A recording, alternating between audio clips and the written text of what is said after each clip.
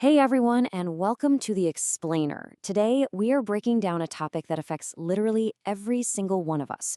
Whether you're sitting in a corporate boardroom, studying in a classroom, or just trying to figure things out at your kitchen table, this applies to you. We're going to completely demystify the concept of creativity. We're looking at some incredible source material today that maps out exactly how inspiration actually works behind the scenes. I'm absolutely thrilled to guide you through this because by the time we wrap up, you're going to see your own potential in a completely different light. So let's just get right into it. Now, be honest for a second. Are inspiration and creativity only for geniuses? It's a trap we all fall into, right? Whenever we hear words like inspiration or creativity, our brains immediately picture these historical giants. You know, an Einstein or an Edison, just having this sudden, unearned flash of brilliance out of nowhere. We tend to think that creative power is this magical gift handed down from the universe to a select few, strictly reserved for the artists, the inventors, and the absolute geniuses of the world. But what if I told you that this assumption is completely 100% backward? Okay, let's dive into this, because the source text completely shatters that genius myth. On one side, we've got the fantasy, the effortless light bulb moment. But the reality? The reality is so much different. True inspiration only arrives after sweat, continuous effort, and daily dedication. It's not a random light bulb strike at all. It's the result of relentless, ongoing hard work. If you're facing a severe problem, you can't just sit around and wait for a miracle thought to come save you. You literally have to put in the sweat equity first to generate the raw materials for that breakthrough. Section 1. Creativity that saves relationships. We so often box creativity into these neat little categories like building machines, writing novels, or coding software. But the source explicitly warns us not to just imagine a genius and leave it at that.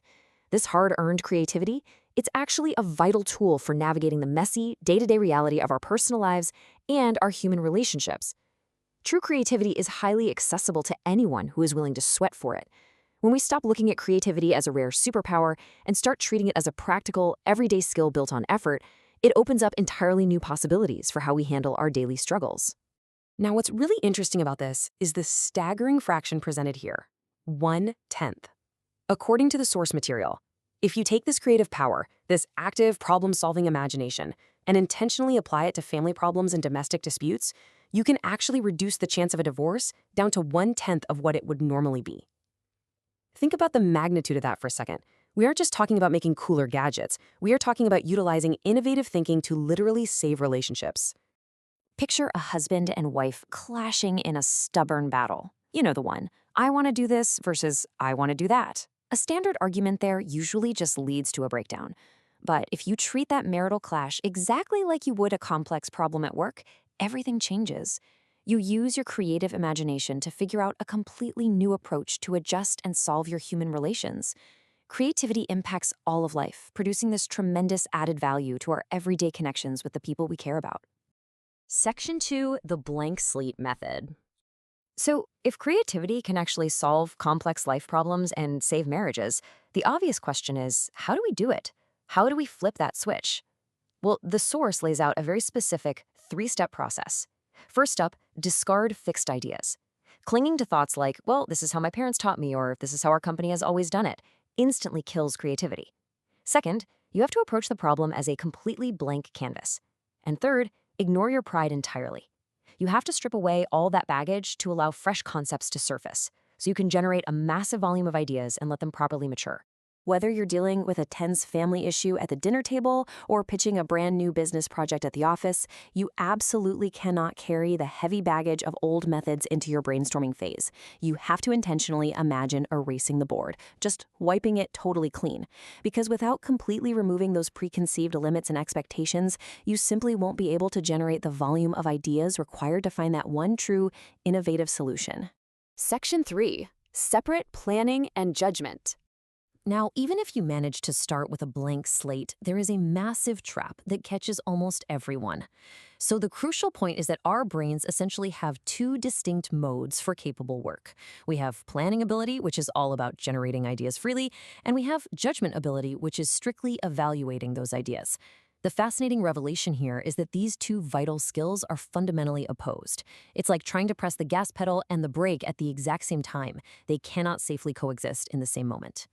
Don't get me wrong, both are absolutely essential pillars for success.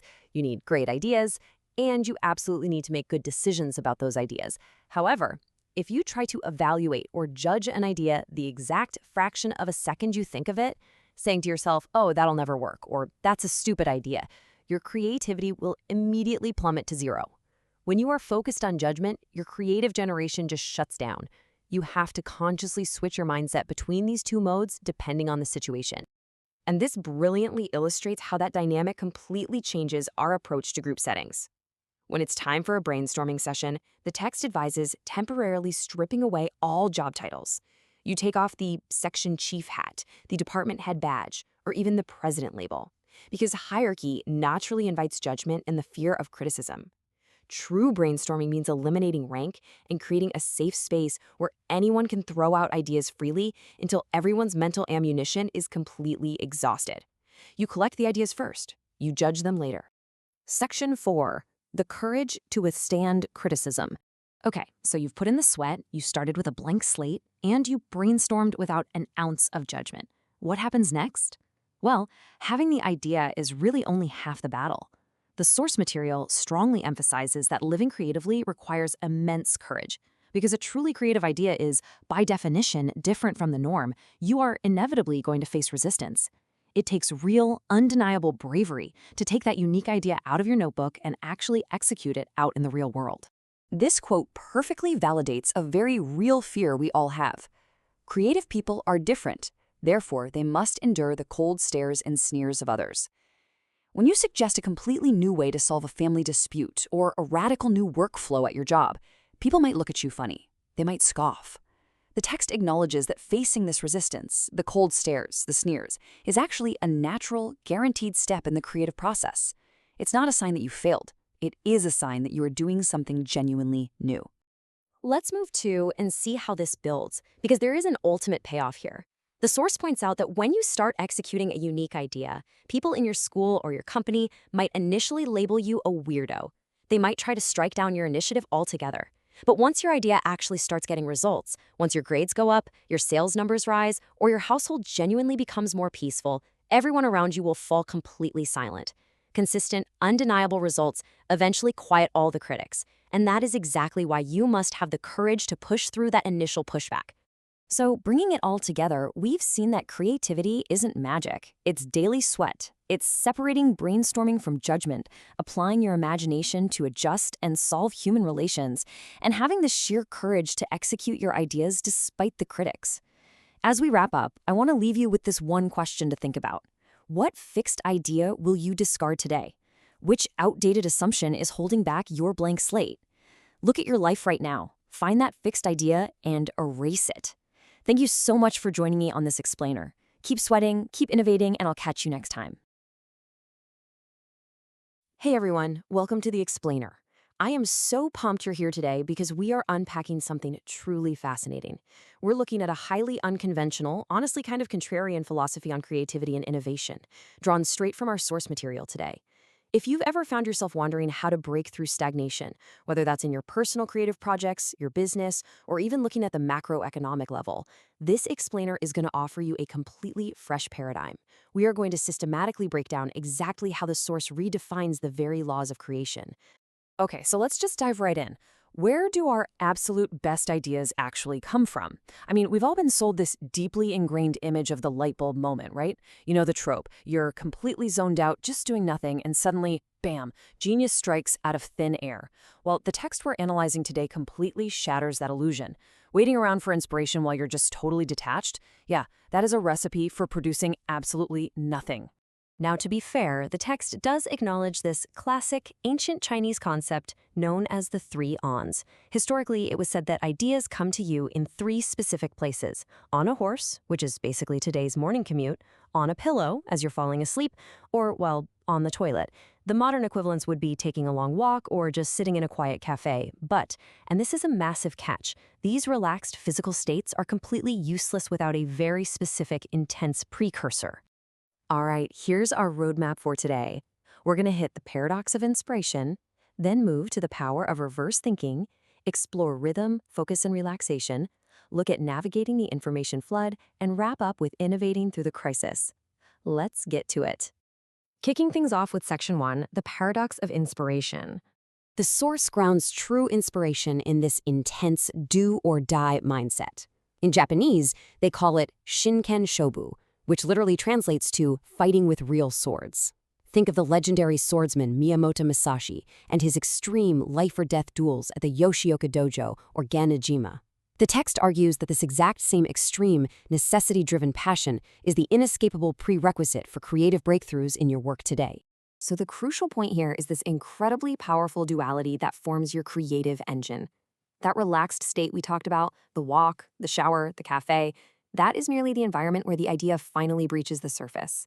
But the do-or-die passion, that is the heat source underneath the surface. It's that intense, necessity-driven thought process. Look, if you haven't been sweating over a problem, thinking about it with the intensity of a life-or-death duel, that quiet walk in the park just isn't going to give you a light bulb moment. And there's this really fascinating tactical application of this mindset too. Rivals, enemies, they should actually be viewed as a mirror reflecting yourself. I know it takes a lot of courage, but by actively using their critiques to improve your own weaknesses, you literally turn their negativity into a treasure trove of new creative ideas. You don't crumble, you humbly accept it, and you adapt. Moving right along to Section 2. The power of reverse thinking. So how do we tackle massive political and economic dead ends? Well, the source advocates for what it calls reverse thinking, basically looking at massive problems from the exact opposite perspective to unlock solutions. Here's a perfect example regarding the economy. The standard view during a slump is that a strong Japanese yen is a massive threat to exports. But applying reverse thinking, the author neutrally posits that a strong yen should instead be seized as an opportunity to establish it as a key global currency. It flips the perceived crisis entirely on its head. This whole contrarian vibe, it extends right into how we handle societal stagnation too. In business, the text suggests adopting the paradoxical view that sometimes supposedly useless things can actually sell for the absolute highest prices if they are marketed creatively. And on a societal level, the text notes a pushback against socialistic big government trends. Instead of conforming to that, the author argues for maintaining strong individuality and true self-reliance. The core message here is to forge ahead and create new value without yielding to whatever the public criticism of the day happens to be. All right, Section 3, Rhythm, Focus, and Relaxation. Now, to actually pull these contrarian ideas off, you need some serious dedication. The text uses Thomas Edison as a historical anchor for this. Edison didn't fit into the traditional schooling system, right? He was different, and becoming a highly creative person requires this exact fearlessness in being different, coupled with this intense passion to immerse yourself completely in what you love. Plus, executing these unconventional ideas requires you to fluidly switch mindsets, shifting back and forth between planning your ideas and the judgment required to evaluate them. And this is where the text introduces the concept of a creative rhythm. You absolutely have to oscillate between intense concentration, like immersing yourself completely in your work or research, and complete relaxation, where you physically and mentally step totally away from it. It is only in the rhythmic pulsing between these two extremes that flashes of true insight can actually be caught. But wait, how do you make sure those flashes of insight are actually good? Well, the text recommends a two-step process to expand your receptacle, basically your overall capacity to receive inspiration. Step 1, you must master orthodox studies and foundational knowledge. You got to know the rules first. But then, step 2, you must actively cultivate a broad interest in fields entirely outside your expertise. The collision of your orthodox foundation with completely unrelated fields, that is what sparks true innovation. Which brings us to Section 4, Navigating the Information Flood. Look, we live in an era of complete information overload, right? Phones, the internet, just a constant 24/7 barrage of stuff. The author makes a really compelling argument here that to be truly creative today, information blocking is just as vital as information gathering. You literally have to intentionally shield your mind. So it's a strict balance. Actually, scratch that. It's more like a tightrope walk. On one hand, you've got information gathering. The text encourages training yourself to parallel process information, reading multiple books and absorbing totally diverse data. But on the flip side, you have to rigorously practice information blocking. If you just consume the flood constantly, your mind is merely reacting to it. You have to intentionally cut off the flood to create the quiet, isolated space your brain actually needs to synthesize that data into an original thought. And finally, Section 5, Innovating Through the Crisis. Here is where the source material gets pretty surprising. Coming from the perspective of a religious leader stepping way outside conventional boundaries, the text takes a remarkably uncompromising stance on business leadership. It argues that using phrases like a once-in-a-century crisis as an excuse for poor performance, totally unacceptable. In fact, a severe recession is framed as the exact ideal moment for leaders to rack their brains, actively fight back, and trigger sweeping management innovation. The text outlines some highly concrete actions for companies to not just survive, but actually thrive during these downturns. Instead of retreating, organizations should aggressively strengthen their sales force and invest heavily in human resource development. The goal is to clearly and unmistakably differentiate yourself from your competitors, who, let's face it, are probably pulling back. On a broader scale, the text calls for an end to imitating foreign models, urging a break from what it describes as post-war constraints and demanding sheer differentiation. And this all culminates in the author's ultimate call to action. It's specifically directed at Japan in the source text, but honestly, it's universally applicable. The quote is, "Japan must graduate from the stage of imitating foreign countries and trigger innovations to set an example for the world." It's a massive, grand vision, a true determination to use this do-or-die mindset, this reverse thinking, to literally spark a new civilization of innovation that radiates outward globally. So I'm going to leave you with this final thought to reflect on today. Take a hard look at your own projects, your career, or your business. Are you just sitting around waiting for some relaxed light bulb moment to miraculously save the day? Or are you ready to cultivate that do-or-die focus, balance it with intentional rhythm, and use reverse thinking to innovate right through your own crisis? The blueprint is definitely there, but the passion, well, that has to come from you. Thanks so much for exploring this incredible paradigm with me. Keep learning, keep focusing, and I will see you in the next explainer.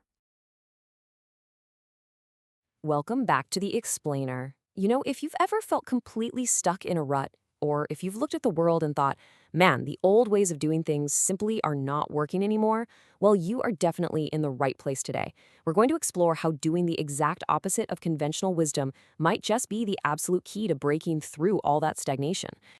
Today, we're diving into a really fascinating text that asks a tough question. When the world is facing a recession, when politics are completely deadlocked, and the economy just seems frozen, how do you actually survive? The text suggests that in these moments, traditional methods are basically guaranteed to fail. So to survive and thrive, we have to radically shift our perspective. And that brings us directly to Chapter 3 of our source material, which is titled Living Creatively. Now, the text advocates for a concept here that is as challenging as it is intriguing. The author argues that you can't just take yesterday's successes, stretch them into tomorrow, and expect to build a future. Instead, what we really need is a recommendation of reverse thinking, a deliberate sort of heterodoxy to break right through our current difficulties. So here is our roadmap for today. We're going to cover 1. The power of reverse thinking. 2. When useless becomes valuable. 3. Reframing the strong yen. 4. The threat of big government. And 5. Individuality and self-reliance. Let's jump into Section 1, the power of reverse thinking. All right, so let's start with the core concept that really anchors this entire analysis. The author introduces reverse thinking, or in the original Japanese text, it's called heisomagari. Now, this isn't just about being a contrarian for the fun of it. It is a deliberate, systematic method to repeatedly flip problems completely upside down. Think of it like this. When everyone else is staring blankly at a brick wall, reverse thinking asks you to look down at the floor to see if there's a tunnel. By forcing a totally different viewpoint, you suddenly uncover solutions that are just invisible to common sense. Moving right along to Section 2, when useless becomes valuable. To see how this abstract idea actually plays out in the real world, the text looks at the micro level of everyday consumer goods, and it highlights this bizarre market paradox. Sometimes, the more objectively useless an item becomes at its original purpose, the higher the price it can actually command. Let's look at a quick comparison to make sense of this.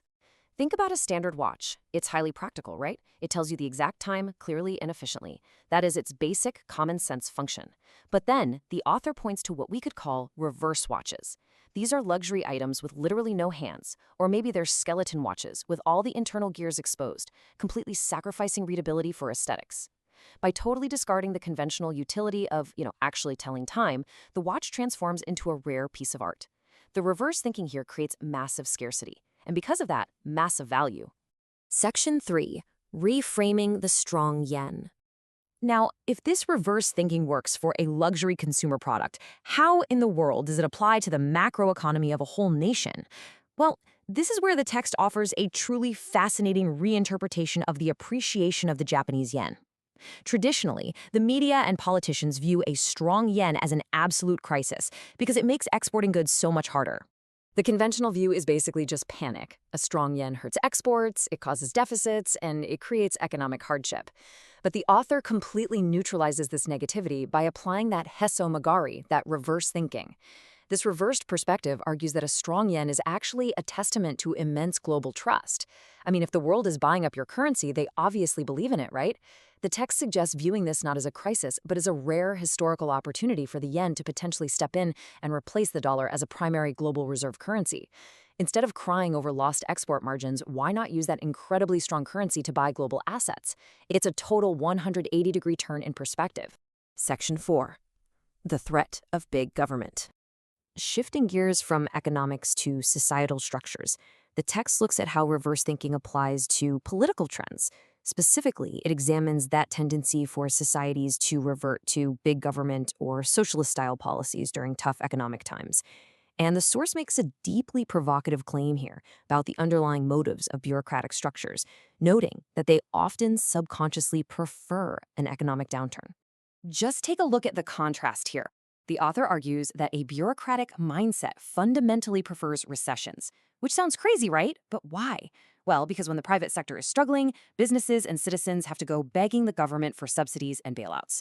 That reliance directly increases the bureaucracy's power and authority. This sharply contrasts with the capitalist spirit, which obviously prefers prosperity and independence, requiring way less government intervention. Through reverse thinking, the author is asking us to really question the actual incentives behind policies that claim to save the economy. This brings us to our final section, Section 5, Individuality and Self-Reliance. So in the face of all this systemic stagnation and this massive societal pull toward heavy reliance on the state, what is the ultimate solution? Well, the author concludes that simply blaming politics or just joining the crowd begging the government for a handout is the exact opposite of creative living. Doing that is just following the common sense that leads straight to a dead end. To truly live creatively and forge a new path, the text insists that we must cultivate unshakable individuality and self-reliance.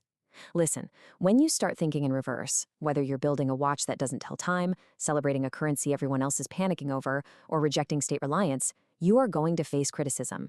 The crowd will absolutely call you foolish. But the source material leaves us with this really powerful message. A strong individuality, one that outright refuses to be defeated by the noise and criticism of the crowd, is literally the only way to open up new frontiers. As we wrap up this explainer, I want to leave you with this final thought to chew on. We've seen how flipping the script works for luxury watches, for national currencies, and for societal structures. So I want you to look at the absolute biggest obstacle you are currently facing in your own life or career right now. What is the common sense way you've been trying to solve it, and how might flipping that completely upside down be the exact key you need to unlock your future? Thanks so much for joining me on this deep dive, and remember, keep thinking in reverse. So, have you ever stared at a blank screen, just absolutely desperate for a good idea, only to find your brain is, well, completely empty? Or maybe it's the exact opposite for you. You're so overwhelmed by the sheer volume of articles, podcasts, emails, and feeds that your mind feels like a crowded, noisy room where you literally can't even hear yourself think. We all face this modern struggle, right? Creative block, information fatigue, it's exhausting. But today, we're going to fix that. Welcome to The Explainer. Today, we're digging into a literal blueprint, derived directly from our source material on the laws of creation and inspiration.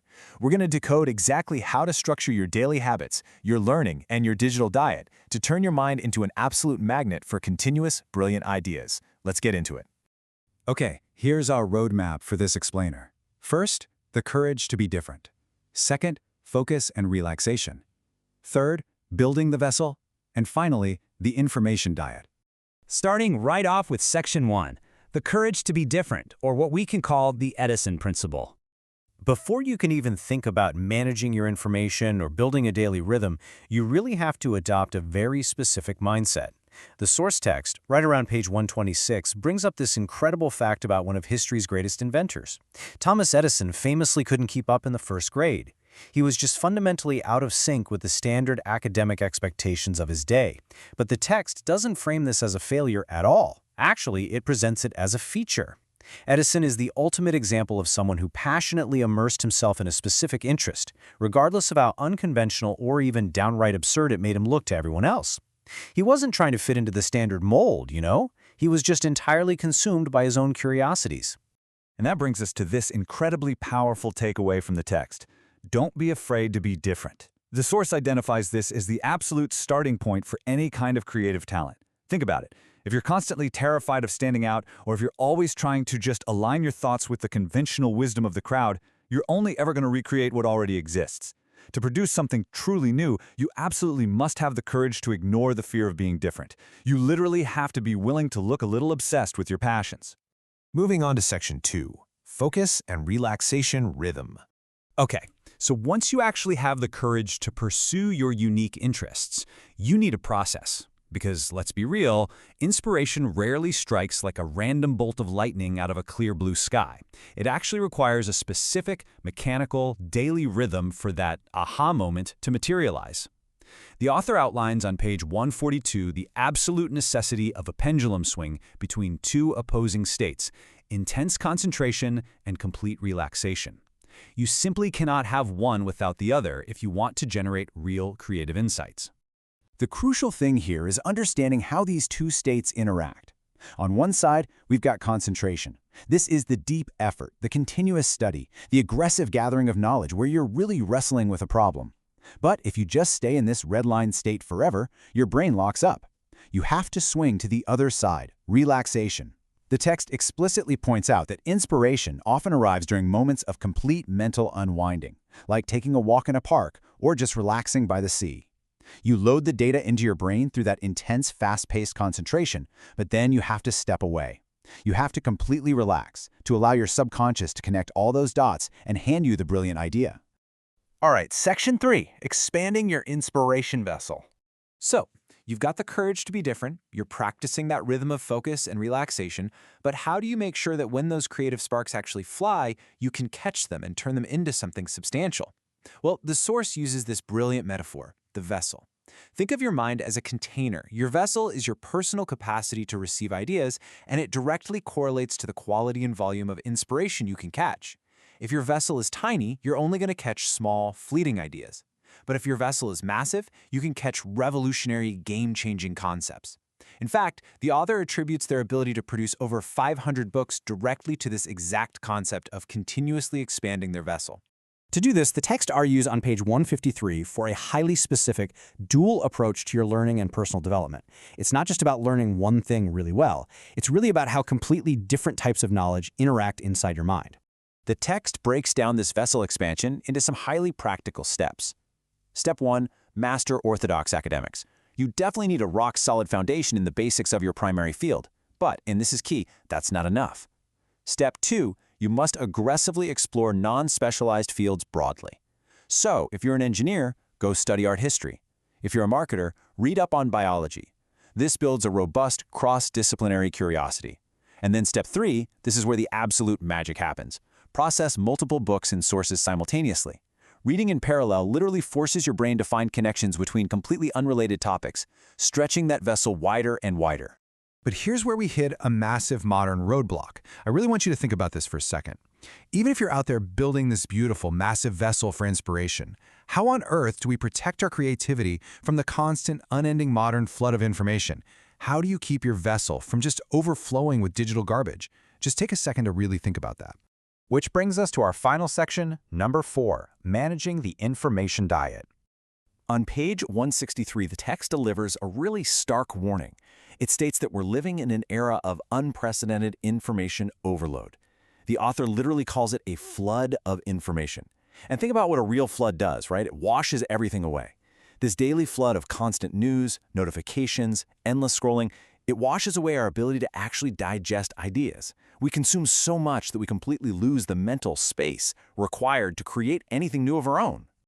To survive this, the text juxtaposes two vital actions. On one hand, we have information gathering. Obviously, acquiring necessary new materials and facts is essential to build your vessel. You need inputs. But on the other hand, we have the equally vital, yet almost entirely ignored practice of information blocking. This isn't just taking a quick screen break. This is the active, intentional, almost rebellious protection of your mind's silence. If you are only gathering and never blocking, your brain is redlining 24/7. Building perfectly on that idea, page 164 points out the absolute necessity of intentionally blocking miscellaneous information. If you just allow random, low-value information to flow into your brain all day long, you create this noisy, chaotic internal state. And in a noisy state, the text warns us, true inspiration simply cannot be born. Your subconscious needs a quiet room to work in. If it's constantly processing random internet noise, those great ideas are never going to surface. So let's pull all of this together into our actionable blueprint. How do you actually become a magnet for inspiration? Well, first, you balance intense concentration with periods of complete relaxation. Second, you broaden your study far beyond your specialty to expand that vessel. Third, you intentionally block out daily miscellaneous noise. And fourth, you actively curate periods of complete mental silence. These elements, they stack together to create this impenetrable fortress around your creative mind. I really want to highlight this core thesis derived from the text. You must deliberately create time where information does not enter. Notice that word, deliberately. It is not going to happen by accident. The world will happily fill every single second of your day with noise if you let it. True creativity requires you to actively, fiercely, make silent room for it. Which leaves us with this final, vital question.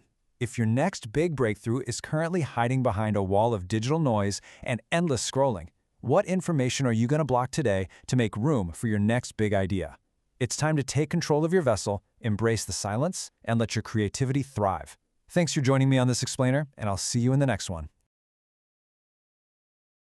Welcome back to The Explainer. Today, we've got a massive, honestly, super timely topic on our hands: how to proactively navigate severe economic downturns.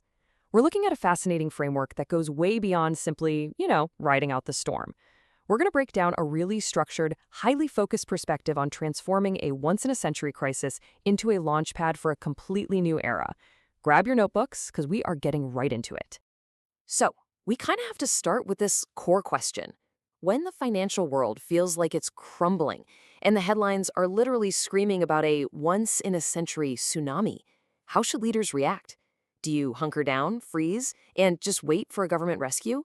Or do you take matters into your own hands and aggressively innovate? The source material we're exploring today takes a definitive stand on this, arguing passionately for action over apathy.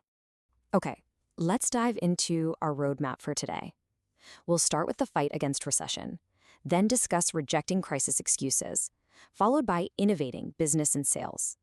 From there, we'll examine the macro shift from imitator to innovator.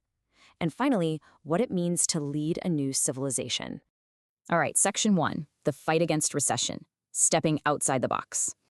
History shows us that stagnant times usually require totally unconventional voices. And the core premise of our source text today is actually fascinating. The author is writing from the perspective of a religious leader, but they actively step way outside that traditional framework. So instead of just offering spiritual comfort, the text proposes concrete, hard-hitting political and economic solutions to fight the recession. The author basically views fighting economic hardship, like preventing bankruptcies and saving people's livelihoods, as a modern extension of saving the starving or the sick. Moving right along to Section 2, rejecting crisis excuses, action over fear. And this brilliantly illustrates the mindset shift we need.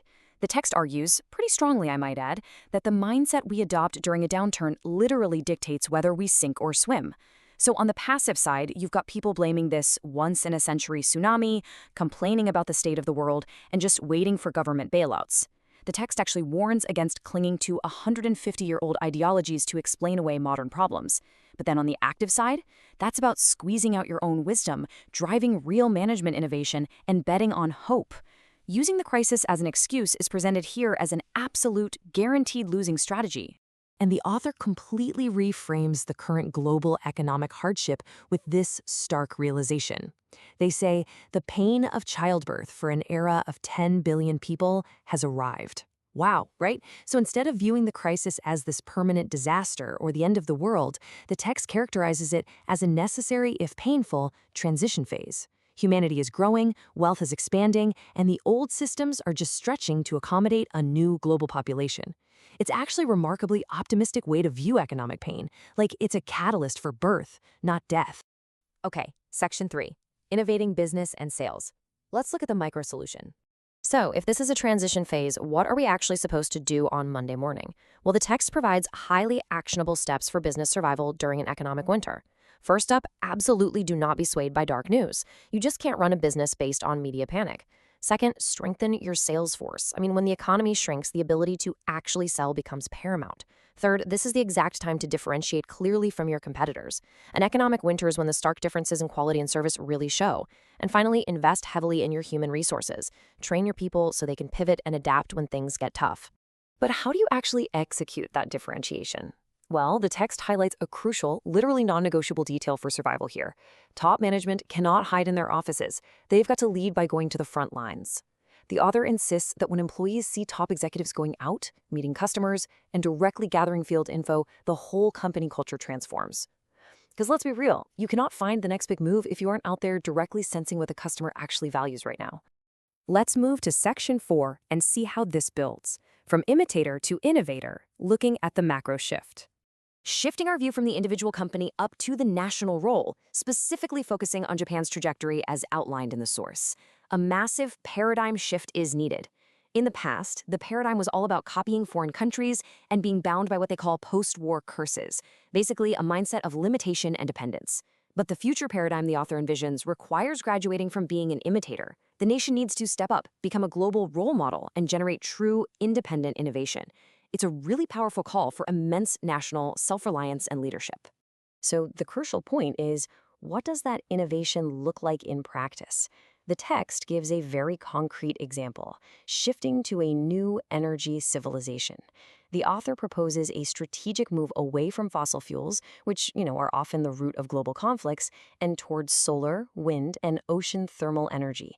And this isn't just presented as an environmental initiative, it's framed as a totally vital strategy for securing national safety, driving domestic innovation, and creating new wellsprings of value that are independent of the Middle East or other foreign energy centers. Which brings us to section 5, leading a new civilization, the unstoppable tide. Here is where the explainer reaches its grand conclusion, weaving those individual and national strategies into a vision for a whole new global era. The quote is, "Japan's prosperity will absolutely not waver. We are heading straight out to the open ocean." The author delivers this with just resolute optimism. Despite the panic of the current moment, the vision here is about fearlessly carving out a golden age. It's a bold assertion that through rigorous individual effort and, a refusal to be swept away by negative trends, the future is incredibly bright. To summarize our final takeaway, overcoming this crisis is not just about keeping your head above water and surviving the day. According to the source material, it's about actively creating and then exporting a completely new societal model to the globe. It's about recognizing that the tide of a new civilization is unstoppable, and the only logical choice is to be the one steering the ship, leading with wisdom, courage, and relentless innovation. Which leaves us with this final, really vital question for you to ponder. Are you using the difficult times as an excuse to sit back and wait? Or are you squeezing out the wisdom to aggressively innovate in your own sphere, starting right now? The tools and the mindset for a new civilization start with that personal choice. Thank you so much for joining me on this deep dive. I highly recommend looking into the source text to explore these ideas further. See you on the next explainer.